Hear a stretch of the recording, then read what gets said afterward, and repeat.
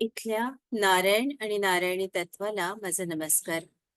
माता रुक्मिणीबद्दल आपण या भागात जाणून घेणार आहोत. Rukmini and the turning of time असं नाव का दिलं असेल? तर या भागात आपल्याला समजून येतं की अ, लेखिकेने महाभारताचं वर्णन सुद्धा या पुस्तकात केलेलं आहे आणि त्याच्यामुळे टर्निंग ऑफ टाइम असा त्यांनी उल्लेख या शीर्षकामध्ये केलेला आहे. एक अद्भुत अनुभूती हे पुस्तक वाचताना किंवा मातेच्या कथा करताना, ऐकताना आपल्याला होते.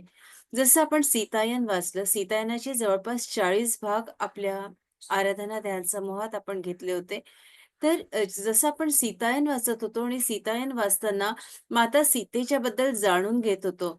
खरं तर माता सीतेबद्दल एवढीच आपल्याला प्रत्येकीला माहिती होती, की माता सीतेला तो वनवास झाला आणि सीतेनी अग्निपरीक्षा दिली. सीतेला 2 लेकरं झाली. त्यांचं नाव लव आणि कुश.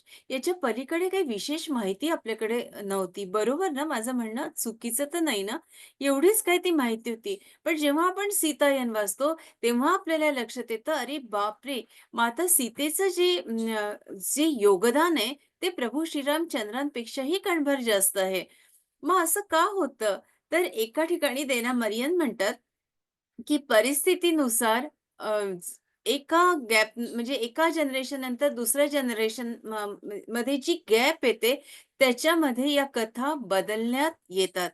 एक मॅनेजमेंट सायन्समध्ये कम्युनिकेशन स्किल्स संदेशवहनाच्या बद्दल जेव्हा शिकवलं जातं, तेव्हा गॅप ऑफ कम्युनिकेशन कशी पडते. एक उदाहरण देते, की 40 मुलं तुमच्या वर्गात आहे किंवा 20 मुलांचा आपण एक समूह घेऊ, की 20 मुलं आहे. हा प्रयोग तुम्ही करून बघा शिक्षिकांनी, की एक मेसेज एका मुलाच्या कानात द्या, की हा मेसेज तुला वर्गभर म्हणजे एकाने दुसऱ्याला द्यायचा, दुसऱ्याने तिसऱ्याला द्यायचा. अशा प्रकाराने तो मेसेज तुम्ही त्या 20 मुलांमध्ये किंवा 10 मुलांमध्ये द्यायला सांगा. तर तुम्हाला लक्षात येईल, की तुम्ही जो मेसेज पहिल्या मुलाला देत आहात, तो संदेश पूर्णपणे 20व्या मुलापर्यंत बदललेला असतो.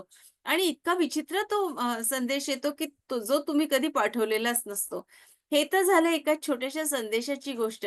पण इथे तर अगदी एका जनरेशन, दुसरी जनरेशन, तिसरी जनरेशन आणि कधी पितृसत्ताक पद्धती असते, कधी आधी तर मातृसत्ताक होती आणि मग पितृसत्ताक पद्धती आली आणि मग पितृसत्ताक पद्धतीमध्ये आपल्या सोयीनुसार स्त्रियांना पूर्णपणे डावलण्यात आलं आणि स्त्रियांनी काही कारकीर्द केली, स्त्रियांनी काही त्यांची भूमिका होती, त्यांचंही काही शौर्य होतं. या सगळ्या गोष्टी बदलण्यात आल्या आणि पुरुष कसे श्रेष्ठ हा भाग मात्र अधोरेखित करण्यात आला, हा भाग लिहिण्यात आला.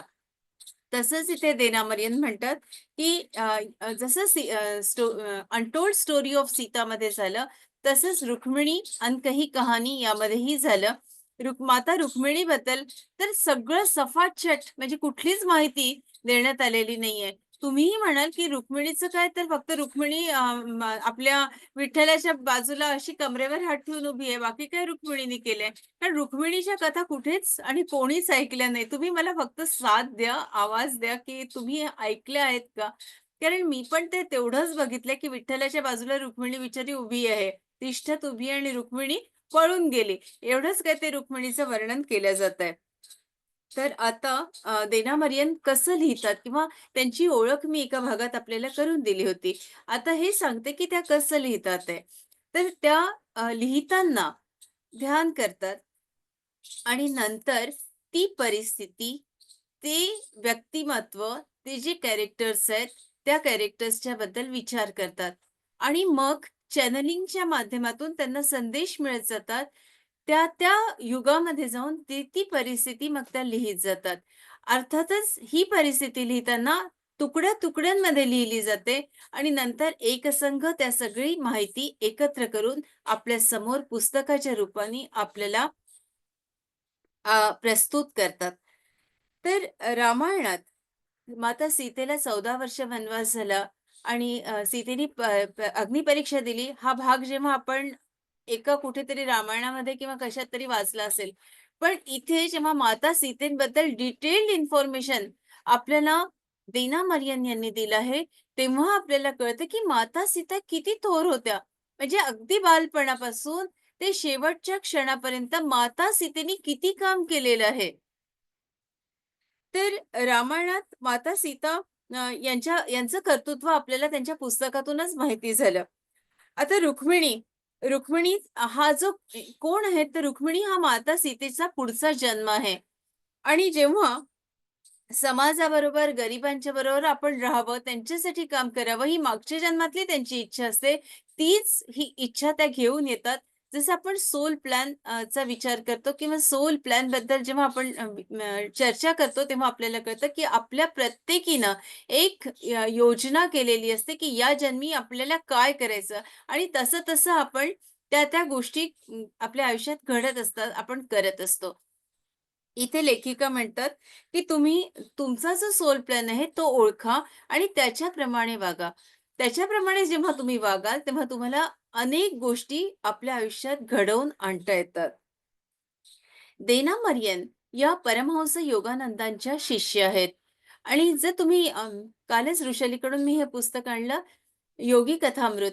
याच्यात त्यांनी दिलं आहे, की एक जन्म ते अर्जुन होते आणि त्यांचे जे साधक आहेत, त्यांना सुद्धा ह्या गोष्टी माहिती आहे आणि डिव्हाइन मदरचा उल्लेख ते वारंवार करतात. डिव्हाइन मदर म्हणजे कोण? याचाही उल्लेख इथे रुक्मिणी च्या बद्दल आपण वाचतो, माता रुक्मिणीबद्दल तेव्हा आपल्याला होतो. तर परमहंस योगानंद एका जन्मात अर्जुन होते, असंही त्यांनी म्हटलेलं आहे. श्रीकृष्ण जसे अनेक वेळा हाही ग्रंथामध्ये उल्लेख केलाय, की श्रीकृष्ण जसे एका वेळेला अनेक लोकांना भेटत होते, तसे रुक्मिणी सुद्धा एका वेळेला अनेक लोकांना भेटत होत्या, संपर्क साधत होत्या. आपण माता सीतेबद्दल जेव्हा वाचलं, तेव्हा माता सीता किती वेळेला म्हणजे इकडे त्या हनुमंतालाही मदत करतात, इकडे त्या लक्ष्मणालाही मदत करतात, इकडे त्या श्रीरामालाही मेसेजेस देतात. इकडे ते मागच्या ह्याच्यातली जी मीनाक्षी आहे म्हणजे याच्यात जी देना मरियन मालतीच्या भूमिकेत आपल्याला भेटणार आहे. ती सीतायनामध्ये मीनाक्षी होती आणि आणखीन तिची सखी. त्या सगळ्या गोष्टी की त्यांना कसे मेसेजेस देतात. म्हणजे एका वेळेला हा एक सोल अनेक लोकांना कसा भेटतो. आपण स्वप्नामध्ये भेटत असतो, बरोबर? आपलं शरीर झोपलेलं असतं आणि आपला सूक्ष्म आत्मा हा अनेक लोकांना भेटून येतो. पण हे जेव्हा आपण माता सीतेबद्दल किंवा माता रुक्मिणीबद्दल वाचतो, की त्या कशा अदृश्य होतात, त्या कसं काम करतात. हेच आपण शांताबद्दल पण वाचलं होतं. शांता कशी मेसेजेस द्यायची सीतेला आणि कशी ती मदत करायची. अनसूया माता कशा भेटायच्या. या सगळ्या गोष्टी अगदी आपल्या कधी-कधी बुद्धीच्या आवाक्याच्या पलीकडे आहे. आणि माता शांतेबद्दल आपण बघितलं होतं, की "तू आता कशी जाशील?" असं तिला प्रश्न विचारल्यावर ती म्हणाली, "मी जाईन की." आणि ती अशी वर उचलल्या गेली. म्हणजे त्यांची ध्यानाची प्रगती कशी असायची, की तिनं असं आपलं शरीर हलकं-हलकं केलं आणि ती थोड्या वेळात ती अदृश्य झाली. असं सगळं जेव्हा वर्णन आपण वाचतो, तेव्हा हे सगळं ध्यानाशी जोडलेलं आहे. कारण ते ध्यान करत होते आणि त्याच्यामुळे त्यांना या सिद्धी प्राप्त झालेल्या होत्या. कर्म आणि सिद्धांताबद्दल सुद्धा या पुस्तकात माहिती आहे. थोडासा प्रस्तावनेचा भाग आहे, त्याच्यामुळे आपल्यासमोर एक-एक मुद्दा मांडते, की जसं आपण कर्म करतो, तसं आपल्या वाट्याला ते भोग येतात आणि मग आपण म्हणतो, की "अरे, माझ्या आयुष्यात असं का झालं? मी तर असं काहीच केलं नाही." पण मागच्या जन्मीचं कुठलं ना कुठलं कर्म होतं आणि त्याच्यामुळे आपल्याला ते भोग भोगावे लागतात. याच्यामध्ये एक कुठेतरी सूचना आपल्याला दिलेली आहे. कारण आपण असं खूपदा म्हणतो, की "मी तुझ्या जागी असती ना, तर मी असं केलं असतं. तुला हे कसं येत नाही?" तुम्ही म्हणता की नाही असं? अंगठे दाखवले तर मला कळेल, की आपण म्हणतो. असं खूप आपण मुलाच्या बाबतीत म्हणतो, नवऱ्याच्या बाबतीत म्हणतो, की नवरा आपल्या बाबतीत म्हणतो, "तुला कसं गं कळत नाही? मी तुझ्या जागी असते ना, तर मी हे काम फटाफट केलं असतं. तू आपली स्लो आहेस." किंवा आणखीन XYZच्या बाबतीत, कामवालीच्या बाबतीत, कामवाल्या ताईच्या बाबतीत किंवा आणखीन अनेक व्यक्तींबद्दल. आपण असंही म्हणतो, "ही आजारी असते सारखी. हिला तर बिलकुल जमतच नाही या गोष्टी. पण मी जर हिच्या जागी असती ना, तर मी त्याच्यातूनही वेळ काढला असता आणि अशा-अशा गोष्टी घडवून आणल्या असत्या माझ्या आयुष्यात. मी केल्या असत्या. मी अशी अ, अंथरुणावर बसली नसती." पण आपल्याला हे कळत नाही, की हा आजार आपण पुढच्या जन्मी त्याला बोलवत असतो. "ये बाबा, हे आजारा, मी तुला निमंत्रण देते. या परिस्थितीला मी निमंत्रण देते. ती दयनीय परिस्थितीत तो व्यक्ती झगडत असतो, झटत असतो आणि ती दुर्दैवी परिस्थिती आपण पुढच्या जन्मी मागवून घेतो. तर इथे लेखिकेने आपल्याला सांगितलं, की कुठेही तुम्ही अशा पद्धतीने "मी तुझ्या जागेवर असते, तर असं केलं असतं," असं कधीही म्हणू नका. मला वाटतं माझा मुद्दा आपल्यापर्यंत पोहोचलेला आहे. एक तुम्हाला जर आणखीन हवं असेल याच्यावर तर एक उदाहरण देते, की माझी एक मास्टर होती. त्यांच्या पाठीत खूप कळा यायच्या. मी त्यांना म्हटलं, की "तुम्ही सगळ्यांना तर हील करता. मग तुम्हाला असं का होतं? तुम्हाला असं कळा का येतात?" कधी-कधी परिस्थिती म्हणजे बोलावली असते. जसं रामकृष्णांबद्दल बोलता येईल, की रामकृष्णांचा आजार, स्वामी विवेकानंदांचा आजार. तर ती मला म्हणाली, ती पण म्हणजे योगी कथामृत यांच्यावर त्याचा खूप अभ्यास आहे. तर त्या मला म्हणाल्या, की "मी ही परिस्थिती बोलावून घेतली आहे माझ्या आयुष्यात. कुणाला तरी मी तिच्या जागी असते," असं म्हणून. तर त्याच्यामुळे आणखीन मला हे जे उदाहरण आहे ते उलगडत केलं, की आपण चुकूनही असं म्हणू नये. आपल्या धर्मग्रंथात पुरुषांच्या यशाचे पोवाडे नेहमीच गायले जातात, पण स्त्रियांबद्दल कुठलीच माहिती दिली जात नाही. याचं आणखीन थोडंसं उदाहरण देते, की कर्णाची पत्नी वृषाली. वृषालीचा मृत्यू कसा झाला? आपण गौतम बुद्ध घेतलं होतं, पण वृषालीचा मृत्यू कसा झाला? कुठल्याच धर्मग्रंथात याची माहिती नाहीये. रावणाच्या मंदोदरीबद्दल तशी माहिती नाही. लक्ष्मणाच्या उर्मिलेबद्दल नाही. तसंच माता सीतेबद्दल सीतायनामधून आपल्याला कळली तेवढीच, पण याच्या आधी कुठलीच माहिती दिली गेली नव्हती. तसंच रुक्मिणीबद्दलही आहे आणि आता अनेक पैलू माता रुक्मिणीचे आपण जाणून घेणार आहोत. याच्यात लेखिका अ, माता रुक्मिणीचं वर्णन करताना आपल्याला हेही सांगतात, की जो सोल प्लॅन तुमचा आहे, तो तुम्ही ठरवून आला आहात आणि त्याच्यामध्ये ढवळाढवळ करू नका. त्याला स्वीकारा. माता रुक्मिणीचे अनेक पैलू उलगडताना आपल्याला लेखिका एक-एक मुद्द्यावर या गोष्टी अवगत करून देते आहे, की जसं माता रुक्मिणी स्वीकारत होत्या प्रत्येक गोष्ट. कितीही दुर्दैवी घटना घडो, त्या शांतपणे त्या परिस्थितीचा विचार करत आणि त्या परिस्थितीला स्वीकारत. तसंच आपणही केलं पाहिजे. आपण खूप असं भावनावश होऊन जातो, खचून जातो. आता कसं होईल? माझ्या मुलाचं कसं होईल? माझ्या मुलीचं कसं होईल? अरे, पण त्या परिस्थितीत जाऊन थोडासा शांतपणे विचार करा ना. त्यांनी ती परिस्थिती बोलावली आहे स्वतःच्या आयुष्यात त्यांनी बोलावून घेतली आहे. मग आपण कितीही म्हटलं, की हा घोडा धावायला पाहिजे, पण त्या घोड्यानं ठरवलंच आहे, की मी आरामात झोप काढायलाच हा जन्म घेतलाय. तर तो तरुण असून सुद्धा झोपाच काढणार, तो काही काम करणार नाही. आपण भलेही म्हणतो त्या घोड्यानं ते पाणी प्यायला पाहिजे. खूप तुम्ही धक्का मारा, ते मूल काहीही करत नाही. अशा गोष्टी घडतात. आपल्याला ती परिस्थिती स्वीकारावीच लागते. असो, जी इथे लेखिकेने आणखीन एका ह्याच्यात म्हटलं आहे, की भगवंताचे विचार रुक्मिणीबद्दल कसे होते. रुक्मिणीवर त्यांचं खूप प्रेम होतं आणि ते एका ठिकाणी म्हणतात, की रुक्मिणीला जे जाणत नाही ना, ते मलाही जाणत नाही. म्हणजे इथे एक-एक धागा, एक-एक धागा अशा रीतीनं तिनं जो हे केलाय म्हणजे काय म्हणू त्याला आपण एम्ब्रॉयडरी काढणं म्हणा किंवा तुम्ही नक्षीकाम करणं म्हणा, की लेखिका एका गोष्टीशी दुसरा मुद्दा, दुसऱ्या मुद्द्याशी तिसरा मुद्दा असा हळूवारपणे हे कथानक आपल्यासमोर ठेवत जाते. आणि त्याच्यात ती कथा आता सुरू कशी होते, तर असं वर्णन केलं आहे, की एक नर्तकी ही कथा सांगते आहे, जी श्रीकृष्णाच्या राज्यामध्ये जिचा जन्म झाला होता, द्वापार युग संपायला आलं होतं आणि वर्णव्यवस्था होती. आंतरजातीय विवाहाला मात्र मान्यता नव्हती. जे लोक आंतरजातीय विवाह करत त्यांना खूप यातना, खूप त्रास भोगावा लागे आणि या मालिनीचा जन्म कौंडिण्यपूरचा त्या कलाकार आणि त्यावेळी म्हणजे मालिनी ही दर्शनाची मुलगी आणि रुक्मिणी माता यांचं सगळं वर्णन त्या दर्शनाने आपल्या मुलीला मालिनीला सांगितलंय. तर ते कसं हे थोडंसं आता त्याचा खुलासा करते, की याच दर्शनाने अ, भगवंताच्या भगवत याचं द्वारकेचं वर्णन खूप सुंदर केलंय, की किती श्रीमंत होते भगवंत. द्वारकेचं वर्णन करताना त्या म्हणतात, की सगळे हिरे, माणकं, सोन्याच्या ह्याच्यावर मढवलेलं सगळं होतं. इतकी सुंदर नगरी होती ही, की अगदी बघत राहावसं वाटायचं या नगरीकडे. या नगरीचं वर्णन त्यांनी खूप पानाच्या पानं केलेली आहेत. किती सुरक्षित होती आणि भगवंतांनी अशी नगरी कशी काय बसवली याचंही त्यांना खूप आश्चर्य वाटतं. ही जी मालिनी आहे ती आपल्या आईबद्दल सांगते, दर्शनाबद्दल. कारण दर्शना आणि रुक्मिणी माता यांचं वय जवळपास सारखंच होतं. तर ही मालिनी म्हणजे ह्याच्यातली देना मरियन, या जन्मातील देना मरियन. मागच्या ह्याच्यातील आपण मीनाक्षी आणि अनसुया हे दोन जन्म त्यांनी घेतले होते सीतायनामध्ये. तर या ह्याच्यात त्या म्हणतात की माझी आई खूप सुंदर होती दिसायला, आणि ती जो काही परिधान करायची, वस्त्र परिधान करायची, ती थोडे वेगळे असायचे.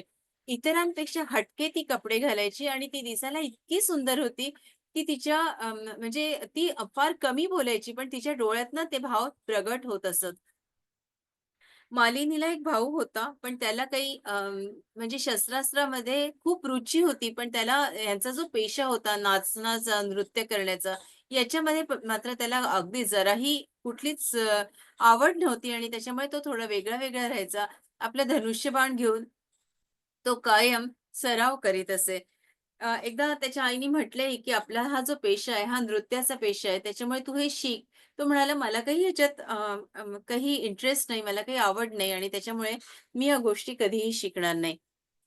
मालिनीची आई दर्शना, तिच्याबद्दल सांगते, की ती माता रुक्मिणीबद्दल नेहमी सांगायची. सतत रुक्मिणीला ज्या गाण्यांची आवड होती, ते गाणं ती मला गायची असं तिने वर्णन केलंय, की तिचा आवाज इतका सुंदर होता आणि मी म्हणायची, "आई तू किती गं सुंदर गाते."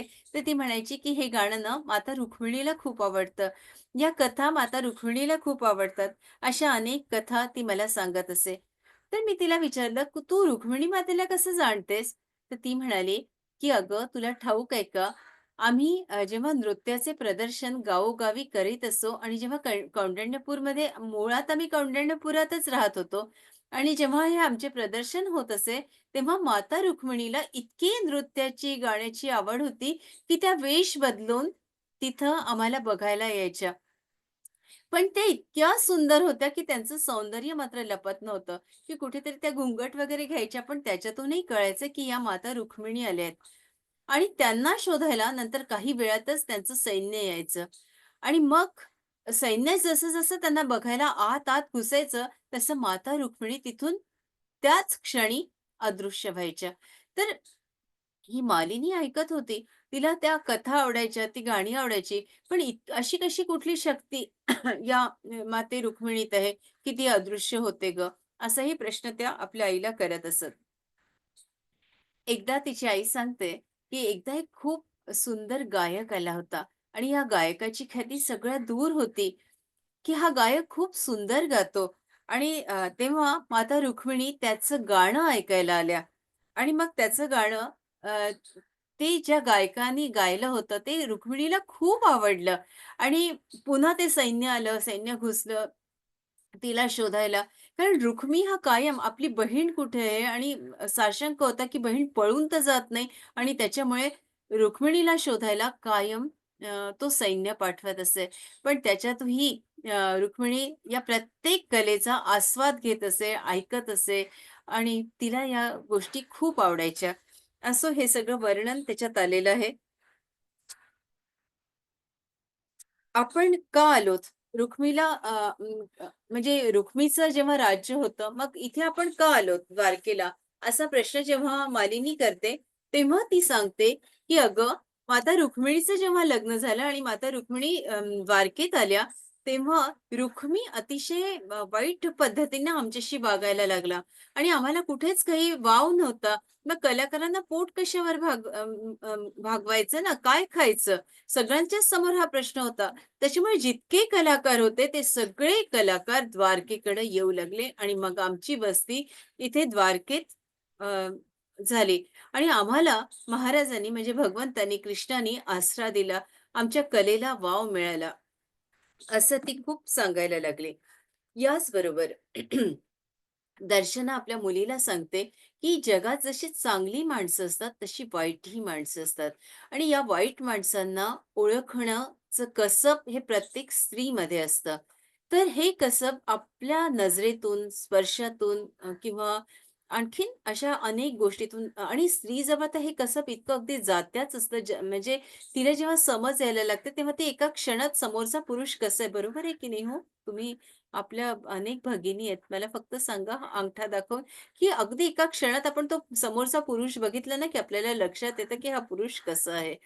तर याच्यात ती आपल्या मुलीला थोडं अवगत करते, की तू सुंदर आहेस, तू खूप समंजस आहे, चांगली आहे, सोशिक आहे, सहनशील आहे. अगदी सगळ्या चांगल्या गोष्टी तुझ्यात आहेत. पण तुला हेही कसं बसायला हवं, की समोरचा व्यक्ती कसा आहे. त्याच्यात ती सांगते, की महिंदर नावाच्या एका व्यक्तीबद्दल तिला माहिती देते, की हा जो महिंदर व्यक्ती आहे, याच्यापासून मात्र तू सावध राहा. तू कधीही या माणसाशी उलझू नको किंवा बोलू नको.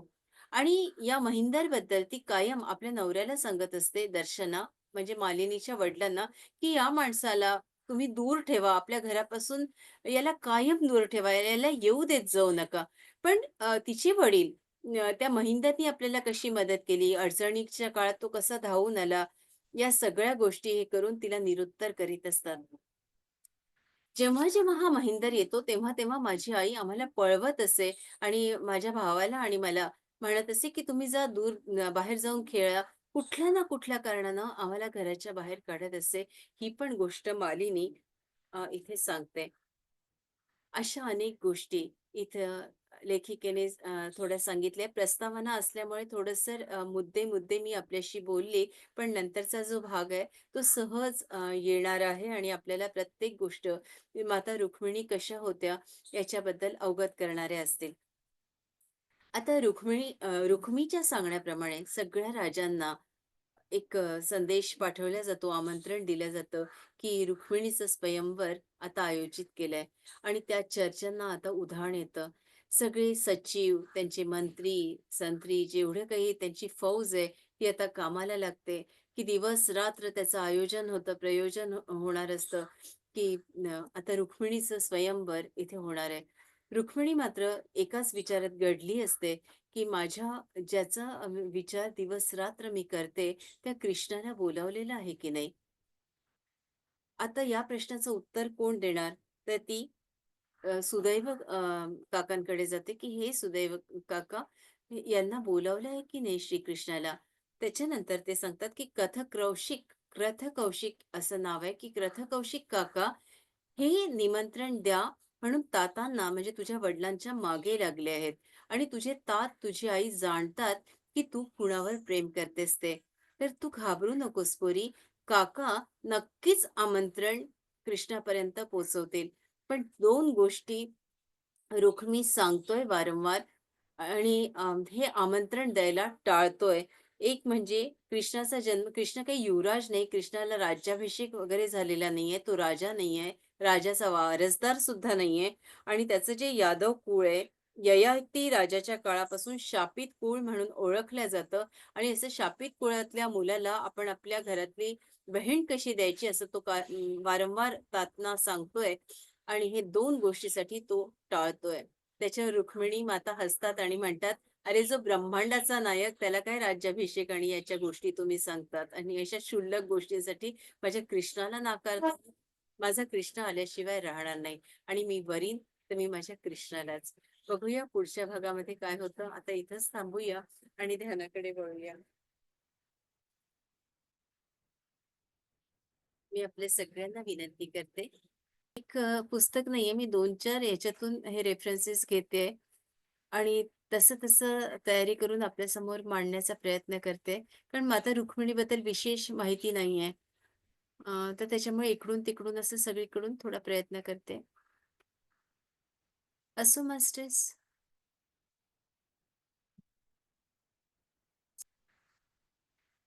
एकदम शांत व्हा मास्टर्स, एकदम शांत व्हा. प्राची आज खूप दिवसांनी आलात. दिवाळी. जोरदार. नाही, बरं नंतर सांगा. असो, एकदम शांत. एकदम शांत व्हा मास्टर्स. सगळ्यांनी कृपा करून आपले कॅमेरे उघडे करा आणि नंतर ध्यानाला बसा.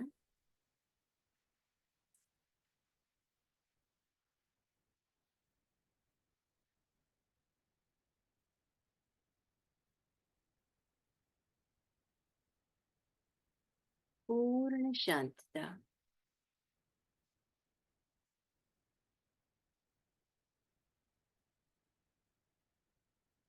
तुम्हाला लक्षात येत असेल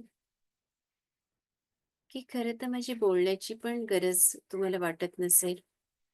इतकी ऊर्जा तुमच्या ब्रह्मरंध्रातून तुम्हाला आज जाणवते.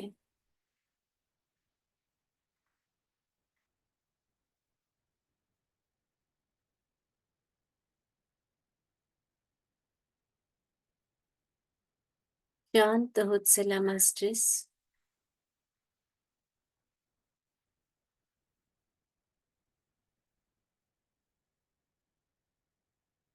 संपूर्ण लक्ष हृदय चक्रावर.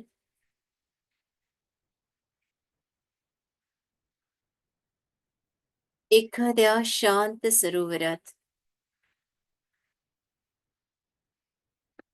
जेव्हा आपण काठावर बसून एक लहानसा गोटा मध्यभागी फेकतो,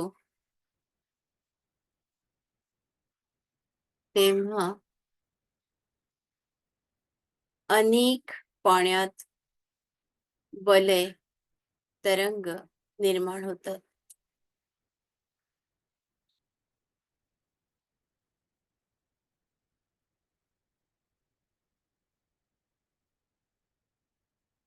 असेच तरंग, स्पंदन आपल्या हृदयात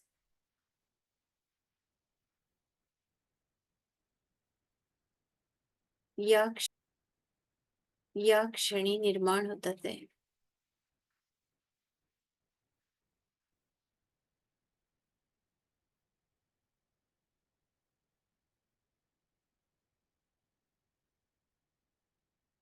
क्षणार्धात हे तरंग लुप्त होतात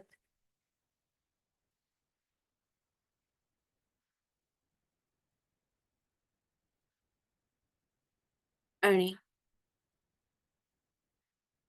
शांत पाणी, निर्मळ पाणी आपण बघायला लागतो.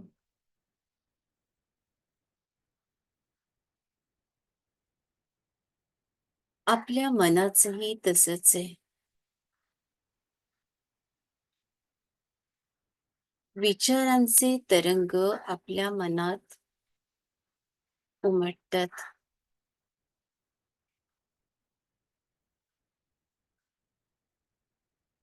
आता हे विचार आपण आपल्या नियंत्रणाखाली ठेवू.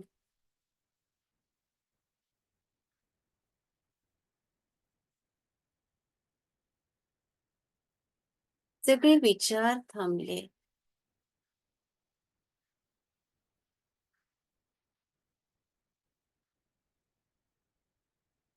आणि आपण शांत होत चाललो आहोत.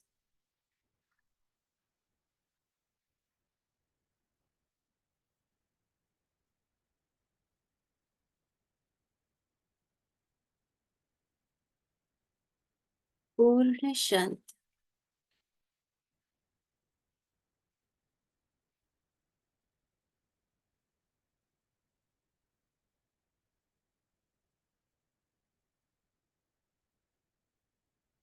भगवंताच्या द्वारकाधामात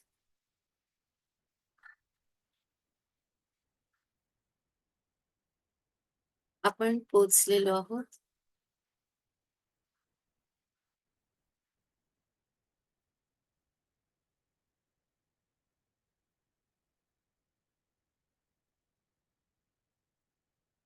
मास्टर्स, या ऊर्जेशी एकरूप होऊन जा.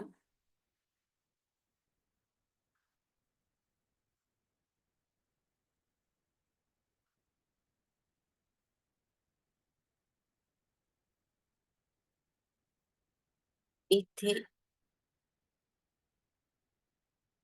एका मोठ्या बागेत, जी बाग जुईच्या जाईच्या फुलांनी सजलेली आहे, बहरलेली आहे.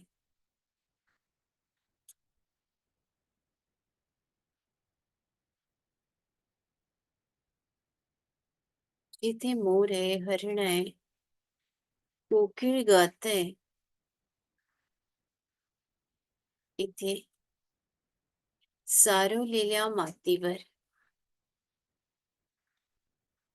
आपण सगळेजण ध्यानाला बसलेलो.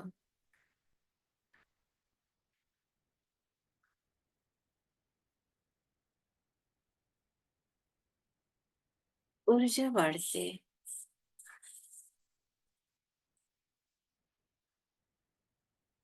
पायापासून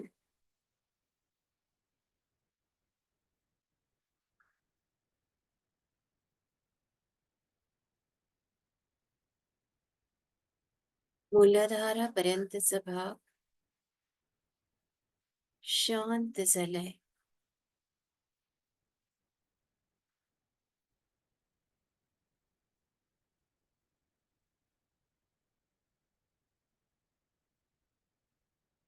मग स्वाधिष्ठान, मणिपूर आणि हृदय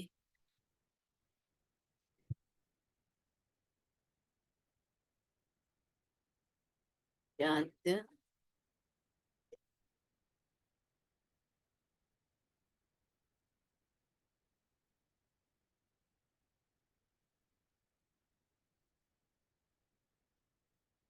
पाठीचा भाग शांत.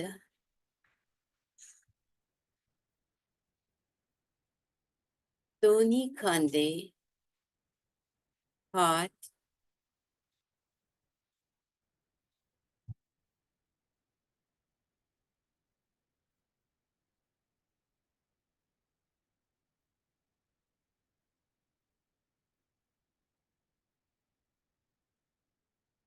शांत होत चाललेत. आपलं सगळं डोकं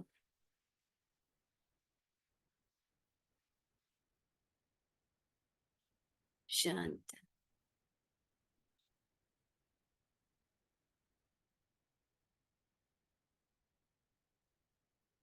पूर्ण शून्यतेत आपण जात आहात.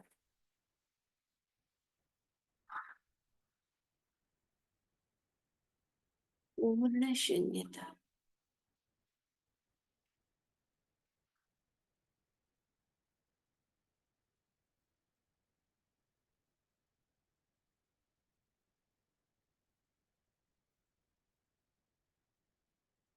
आजूबाजूचे येणारे आवाज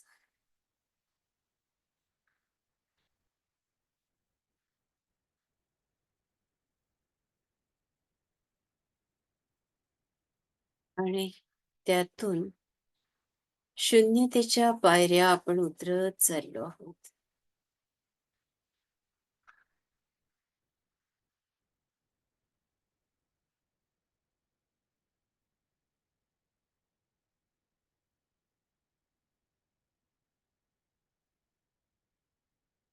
प्रत्येक पायरीवर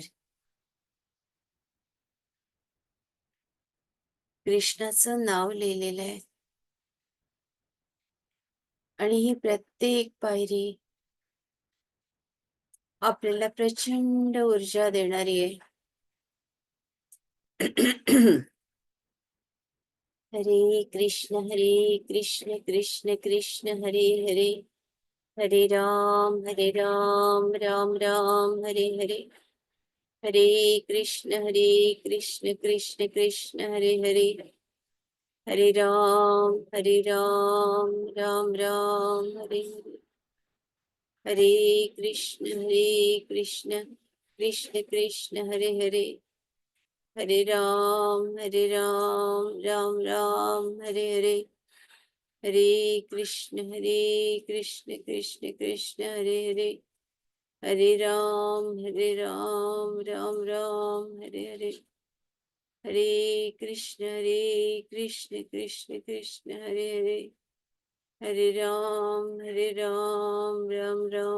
हरे हरे. हरे कृष्ण कृष्ण कृष्ण हरे हरे, हरे राम राम हरे हरे. हरे कृष्ण कृष्ण कृष्ण हरे हरे, हरे राम राम राम हरे हरे, हरे कृष्ण कृष्ण कृष्ण हरे हरे, हरे राम राम राम हरे हरे, हरे कृष्ण कृष्ण कृष्ण हरे हरे, हरे राम राम राम हरे हरे.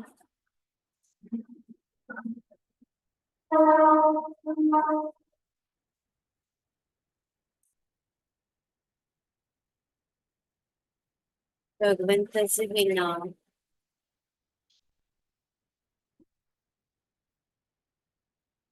आपल्या हृदयात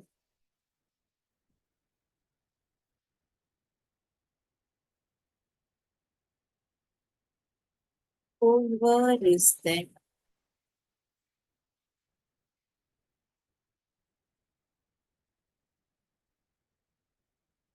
खूप खोलवर, आतून बाहेरून पूर्ण शून्यता आपण अनुभवत आहात.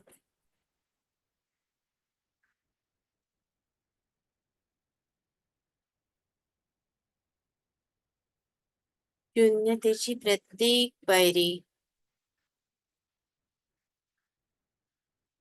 आपल्याला जवळ करते, अजून अजून.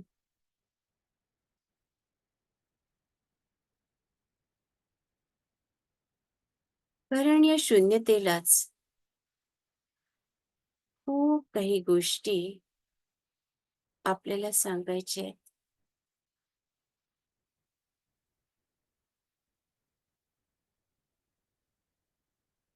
आपल्या आयुष्यात अनुत्तरित असलेल्या गोष्टी.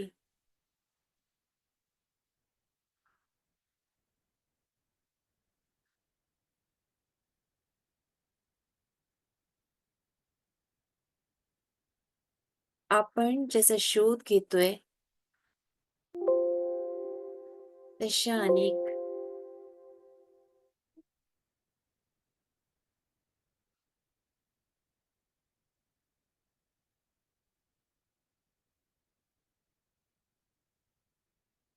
ही प्रत्येक पायरी आपल्याला प्रचंड ऊर्जा देते.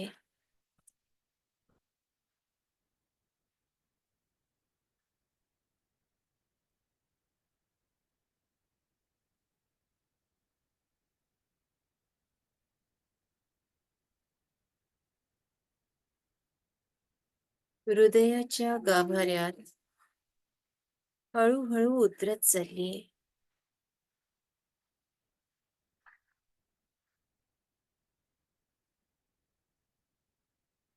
अशा अनेक गोष्टी.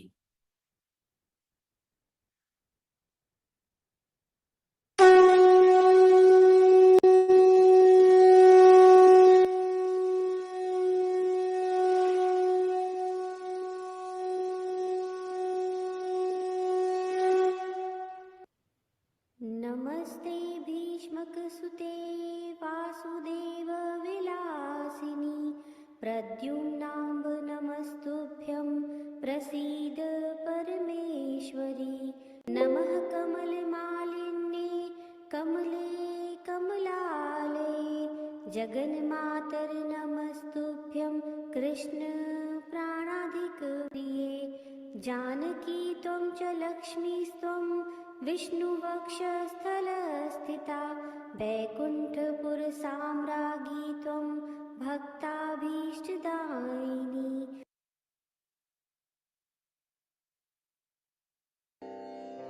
श्रीरुक्मिणी सहस्रनामस्तोत्रम्। ॐ नमो भगवते वासुदेवाय श्रीगणेशाय नमः। सूत उवाच शृणु शौनकमध्वाक्यमाश्चर्यं द्वारकामगात् नारद पूजयित्वां तं कृष्णो वचनमब्रवीत्। श्रीकृष्ण उवाच रुक्मिणी नाम साहस्रं कथयस्वत्तपोधन यस्य स्मरणमात्रेण चित्तं मे शान्तिमेष्यति। नारद उवाच कृष्ण कृष्ण प्रेम यस्य भार्या नाम सहस्रकं शृणुष्व बुद्धिमाश्रित्य लोकानुग्रहकाम्यया पटे नाम सहस्रं यूतो ब्रह्मन् विशदाशयः तस्मै तुष्टा भवत्याशु रुक्मिणी करुणालया। सूत उवाच इत्युक्त्वा नारद प्राह कृष्णं विधिविदां वरः रुक्मिणी नाम साहस्रं भगवत्तोषकारकम्। अस्य श्रीरुक्मिणी दिव्यसहस्रनाम स्तोत्रमहामन्त्रस्य भगवान् श्रीकृष्णद्वैपायन ऋषिः अनुष्टुप् छन्दः मूलप्रकृतिः श्रीरुक्मिणी देवता बीजं योनिः स्वयं व्यक्तिरिति बीजं विदर्भकन्यका शक्तिरिति शक्तिः सर्व उद्भवकरा देवीति मन्त्रः विष्णुशक्तिश्चक्रधरेदि कीलकम्। अधकरन्यासः रुक्मिणी कृष्णपत्नी च विदर्भाधिपकन्यका मुनिवन्द्या मुनिस्तुत्या प्रियगा प्रियकृत्प्रिया इति अङ्गुष्टाभ्यां नमः। चन्द्रसूर्योद्भवकरा चन्द्रसूर्यसमप्रभा गालवीवल्गुवचना वल्गुशब्दप्रिया घृणिः इति तर्जनीभ्यां नमः। ब्रह्मण्या करुणाशीला हरिपादप्रियेक्षणा सहस्रांशा सहस्राक्षा सहस्रवदना सुधा इति मध्यमाभ्यां नमः। सुवर्णवर्णा हेमाट्या सहस्रकोटिशोभिता सहस्रनासिका पद्मा पद्मालयविलासिनी इति अनामिकाभ्यां नमः। आदित्यानन्दगर्ता ज्योतिरधिबुद्धिर्जितेन्द्रिया अणीयसी स्थूलरूपा सदसद्ग्रन्थिनी पटुः इति कनिष्ठिकाभ्यां नमः। धनुर्धरा महाशक्ति श्रेयसामपि श्रेयसी गरीयसी वाक्यभङ्गी संविदग्निररण्यभाक् इति करतलपृष्ठाभ्यां नमः। अथ हृदयादिन्यासः रुक्मिणी कृष्णपत्नी च विदर्भाधिपकन्यका मुनिवन्द्या मुनिस्तुत्या प्रियगा प्रियकृत्प्रिया इति हृदयाय नमः। चन्द्रसूर्योद्भवकरा चन्द्रसूर्यसमप्रभा गालवीवल्गुवचना वल्गुशब्दप्रिया घृणिः इति शिरसे स्वाहा। ब्रह्मण्या करुणाशीला हरिपादप्रियेक्षणा सहस्रांशा सहस्राक्षा सहस्रवदना सुधा इति शिखायै वषट्। सुवर्णवर्णा हेमाट्या सहस्रकोटिशोभिता सहस्रनासिका पद्मा पद्मालयविलासिनी इति कवचाय हुम्। आदित्यानन्दगर्ता ज्योतिरधिबुद्धिर्जितेन्द्रिया अणीयसी स्थूलरूपा सदसद्ग्रन्थिनी पटुः इति नेत्रत्रयाय वौषट्। धनुर्धरा महाशक्ति श्रेयसामपि श्रेयसी गरीयसी वाक्यभङ्गी संविदग्निररण्यभाक् इति अस्त्राय भट्। अथ ध्यानम् देवीमुन्नतपीठकां सुवसनां ताटङ्ककर्णां शुभां भास्वत्स्वर्णसुरेखितायुतमहावक्षस्थलां कामदां हस्तस्वर्णकरण्टकां कटितटप्रान्त्यैकपाणिं वरां श्रीमद्विठ्ठलचित्तचौर्यचतुरां श्रीरुक्मिणीं तां भजे। भैष्मीं चन्द्राननाभां सकलसुरगुरुस्तुत्य सद्रूपरूपां वन्द्यां ब्रह्मादिभिस्तां मुनिवरवरदां रुक्मिणीं कृष्णभार्याम् सर्वालङ्कारशोभां लतसुखदपदामादिशक्तिं सुरेन्द्रां व्यक्तामाध्यां गुणाढ्यां प्रियकरुणपरां सुन्दराङ्गां भजेऽहम्। सिञ्चन्नूपुरशोभिपादकमलां मन्दास्मितोऽध्यन्मुखीं कञ्चाक्षीं कुजभारभीरुविलसन्मध्याङ्क्वणत्कङ्गणां शम्भुवादै परिसेवितां सुवसनां जाम्बूनदालङ्कृताम् अम्बां तां प्रणतोऽस्मि कृष्णरमणीं लम्बालकां रुक्मिणीम्। अथ गायत्री ॐ भीमक्यै च विद्महे कृष्णपत्न्यै च धीमहि तन्नो लक्ष्मी प्रचोदयात्। मागेदिलेले हृदयदिन्यासकरावन्त। अथ ध्यानम् भैष्मीं चन्द्राननाभां भजेऽहं श्रीरुक्मिणी देवी प्रीत्यर्थं जपे विनियोगः। हरिः ॐ। रुक्मिणी कृष्णपत्नी च विदर्भाधिपकन्यका मुनिवन्द्या मुनिस्तुत्या प्रियगा प्रियकृत्प्रिया वल्लभा वल्लरी नन्दानन्दनानन्दकृत्वरा ज्ञाननिष्ठा ज्ञानगम्या ज्ञानवाच्या वचः सुखा सुखता सुखनिष्ठा च सुखगा सुखनिर्मला सुभगा भगगा गंगा गंगा सागरवासका खगा पगा घगा गम्या घगगा गोपयान्नघा विहंगा रूप सुभगा सत्रगा मित्रनाशिनी योगनिष्ठा योगवासा योगकर्त्री सुयोगका योगिनी योगवित्रेत्री कर्त्री भर्त्री विशारदा कृष्णा विष्णुपदी वन्द्या कृष्णानन्दकरा शुभा शुभकर्त्री शुभानन्दी शुभगा शुभदायका मोक्षदा मोक्षगा माया विष्णुशक्तिर्महद्युतिः द्युतिका द्युतिदा नित्या नित्यध्वंसनकारिणी पञ्चवन्द्या पञ्चगम्या पञ्चाध्या पञ्चपल्लवा पञ्चवासा पञ्चनिष्ठा प्रपञ्चातीतगामृता नारायण सरोवासी नारायणपरायणा नारायणी शारदाम्बा त्र्यम्बकी वसुधा शिवा शिवगा शिववन्द्या च शिवध्यानपरायणा शङ्कराध्या शङ्करा च शङ्करप्रियनूपुरा वाराही मत्स्यकी कूर्मी नारसिंही च वामनी भार्गवी सूर्यवंशाढ्या वासुदेवी जिनप्रिया कल्किनी टाकिनी शूलिनी शूलनाशिनी ब्रह्मादिवन्द्यपादा च ब्रह्मादिज्ञानदायिनी जगत्कर्त्री जगद्धात्री जगद्वन्द्या जगत्प्रिया जगदाकाररूपा च जगतेकपरायणा जगद्ध्वंसी जगद्वासी रुद्राणी रुद्रकारिणी रुद्रप्रिया रुद्रनाशा रुद्रा रुद्रानुगामगा श्यामा श्यामाङ्गना रम्या रम्यकाननवासिनी भक्तिप्रिया भक्तिगम्या भक्तिशक्तिधरामरा यज्ञाङ्गा यज्ञवासा च यज्ञरूपा च यज्ञगा यज्ञध्वंसिनी यज्ञकर्त्री यज्ञा यज्ञाङ्गकारका रामा रामप्रिया रम्भा रम्भा विप्रेदकारिणी रम्भा रम्या रम्भगा च रम्भविद्रम्भघानघा मालती मालिनी माला मालाकारा मलापहा मूलप्रकृतिराकाशद्यनुगा मूलमर्दिनी सदसद्रूपका भ्रान्ति सरला भ्रान्तिनाशिनी भ्रमदा भ्रमकारा च भ्रमशर्वरिनाशका सूत्रात्मिका सूत्रसूत्रा सूत्रगा सूत्रकारिणी सूत्रपारा पारसूत्रा सूत्रान्तःसञ्चरीवरी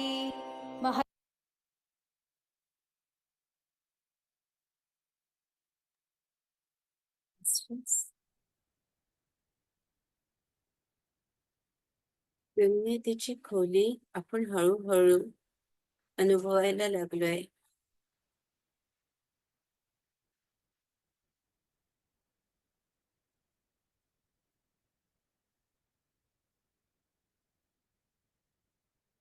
आणि याचा आनंद जो आहे ना, तो अवर्णनीय आहे.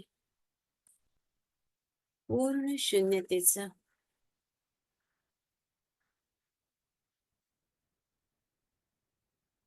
ज्याच्यासाठी शब्दच नाही.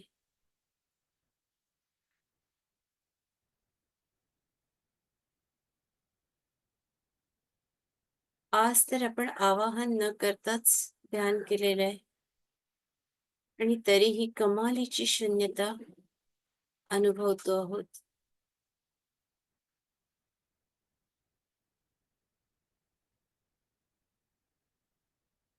कारण आपण ध्यान करायला सुरुवात करतो तेव्हा सगळे मास्टर्स आपोआप जोडले गेले असतात.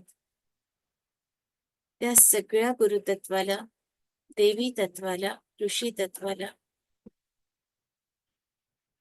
भगवान श्री कृष्णांना आणि श्रीमती रुक्मिणी मातेला या समूहाच्या वतीने दंडवत प्रणाम करते.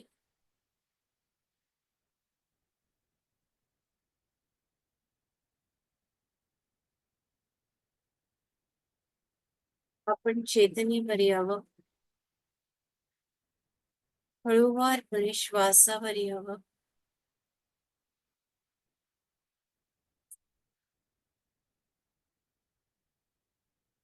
श्वासावर यावं मास्टर्स.